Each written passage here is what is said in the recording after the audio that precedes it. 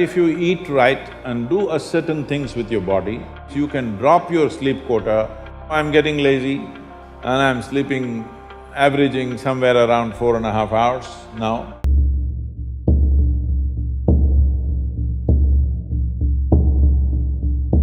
So what kind of food? We must understand this. Food is not a religion, food is not a culture, food is just the fuel for this machine. Yes? There may be cultural aspects to the tastes, there may be even religious tinge to the food over a period of time, but essentially food is fuel for this body. So with what kind of food will it function with minimum struggle within itself and maximum impact? So suppose you buy a petrol car and pump diesel into it, it may still roll around but not at its optimum.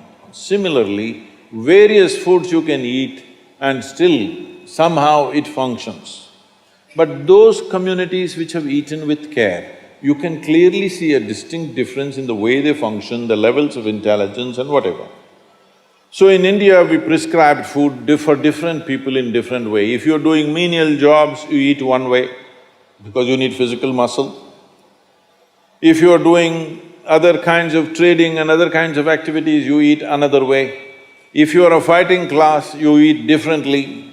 And now if you're into education, spiritual process and subtler aspects of life, then you eat differently. If you're in education, one of the greatest challenges is to stay focused on something. The goddamn textbook, I'm sorry. The wonderful textbook that is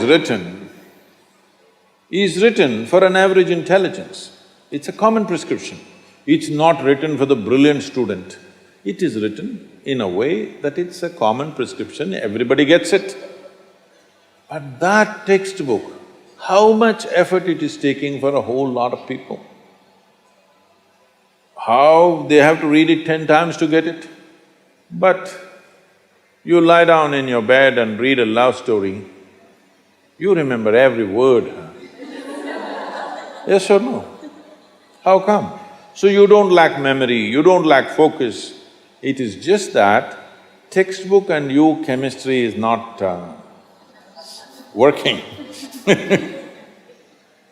So what you need is a higher level of focus, a higher level of involvement. And another great enemy for a student is, because this textbook is such a tranquilizer, the moment you open it, go to cinema till 2 a.m. you're up, open the textbook at 9 o'clock, right there, you smash into it. So sleep is another big enemy. So what kind of food do you eat so there is no inertia in the body?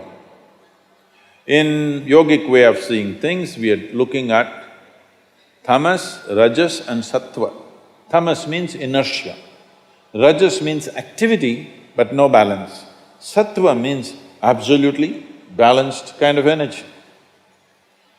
When you're in education, you need a very balanced kind of energy because you have to focus on something which doesn't naturally interest you.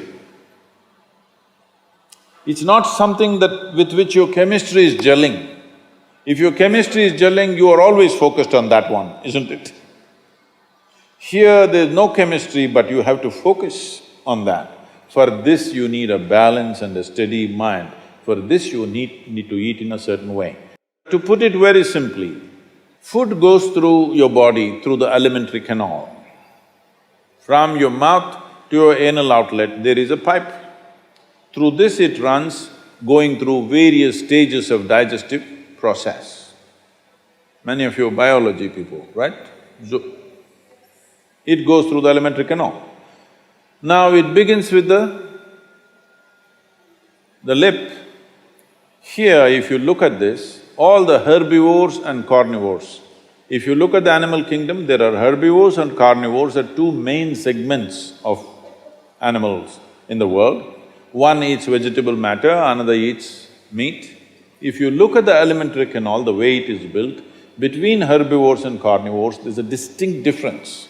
Everything in the human being suggests that you are naturally a herbivore, but for the sake of survival, we became carnivores. If you look at the jaw movement, all the carnivorous animals have only cutting action. Herbivores have cutting and grinding action. There are molars, but carnivores don't have widespread molars, they have just incisors, canines, and everything looks like cutting teeth. So they do only this. All the herbivores do grinding. What do you have? Both. So you are supposed to chew your food. Why you are supposed to chew your food is you have enzymes in your saliva where if you take a little bit of raw rice and put it in your mouth just for a minute, you will see it turn sweet right here, because right here carbohydrate is being converted into sugar, right here. So if you eat properly, then we say about 30 to 50% of your digestion should happen in your mouth. So this part of the digestive system is expecting half-digested food or partially digested food. But right now the way we're eating is mostly we are putting not only undigested food, but partially destroyed food. So the amount of food that you need to get the same amount of energy has increased. You are eating much more food than what you should eat to generate that much of energy. Because of that, there is inertia in the body, because it has to process so much more food than what it should, there is inertia. Once there is inertia, your sleep quota increases. But if you eat right and do a certain things with your body, you see very effortlessly, within 3 to 4 weeks, you can drop your sleep quota anywhere between 2 to 3 hours. 1.5 to 3 hours very easily you can drop if you just eat consciously and just learn to sit properly, just the posture, your geometry of the body and what goes into the system. If you just manage these two things, you will see sleep quota will just come down like that. One simple thing all you girls can do is just see various health issues and inertia issue, focus issue, just bring 40 to 50% of the food in its raw form, that means it's alive. It must be a live cell, it can be a vegetable, it can be a fruit, it can be a nut, it can be sprouted gram. At least 40 to 50%, the food that you eat must be alive. You eat dead food and you want to live, this is a little difficult thing to do, because you have to raise the dead now. But if you eat live food, one thing you will see is the state of your mind, your focus and your sleep quotas, and above all, staying awake is not good enough, you have to stay alert, isn't it? How alert you are, how focused you are, only to that extent everything yields to you in this world, isn't it so? What is the level of focus will determine whether the world yields to you or not, isn't it? And one more aspect of life, one more aspect of food is, when you consume something, it must be of a simple genetic code in the sense, it must be a very simple software. Vegetables, fruits, nuts, sprouts, they're very simple. More complicated means animal food becomes more and more complicated. Suppose you eat an animal which has some amount of emotion and a life of its own. Now the code in that, we were talking about this, your body is just an accumulation of memory, which means a certain software, isn't it? This is the most complex software. Human software is the most complex software on the planet of all the creatures. So if you eat an animal, particularly a mammal, if you eat, it has a similar kind of complexity, maybe not as complex as this, similar level of complexity because it has thought and emotion of its own. Now for you to break that code and integrate it into your system, you are not fully successful. So it will leave traces of certain qualities within you.